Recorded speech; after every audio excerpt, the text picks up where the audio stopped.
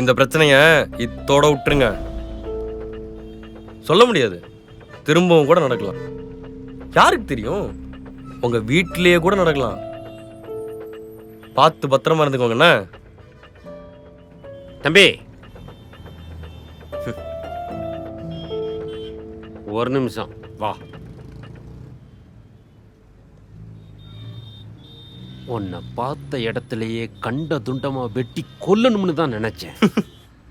ஆனா என் வீட்டுக்கே வருவேன்னு சொன்னேன்ல, அப்ப முடிவு பண்ணேன் உன்னை கொல்றதை விட உன் கண்ணு முன்னாலேயே என் பொண்ணு இந்த சமுதாயத்துல நல்லா வாழ்ந்து காட்டுறது தான் எனக்கு பெருசுன்னு. அவன் நல்லா வாழ்வா, அத பார்க்க நீ உயிரோட இருக்கணும்ல. அதான் உன்னை இப்ப சும்மா விடுறேன்.